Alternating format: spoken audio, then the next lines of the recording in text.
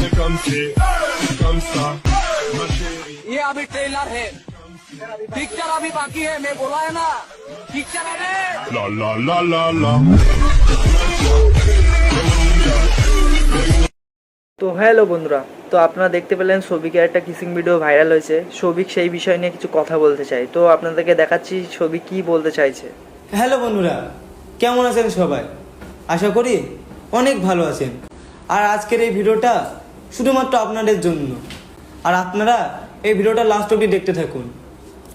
তো কিছুদিন আগে আমার একটা ভিডিও পোস্ট হয়েছে, হালকা একটু খারাপ ভিডিও। তো ওই ভিডিওটার জন্য অনেকে আমাকে নিয়ে আবল টাবল কথা বলছেন, আপনাদের মনে যা আসে তাই নিয়ে আমাকে ভিডিও করছেন।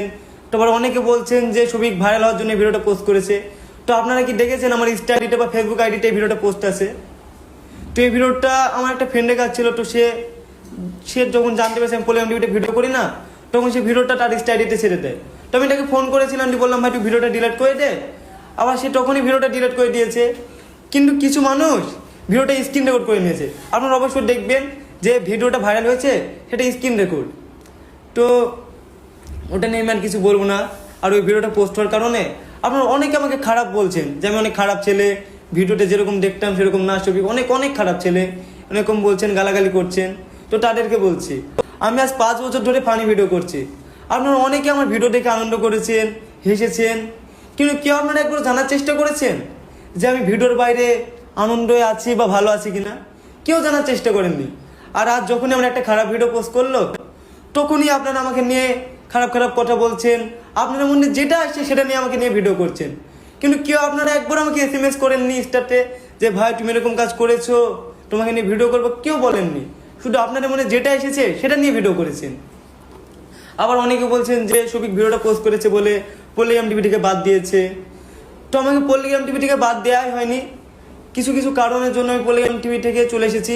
মানে ভিডিওটা পোস্ট হওয়ার 10-12 দিন আগে আমি চলে এসেছি পলিগ্রাম টিভি থেকে।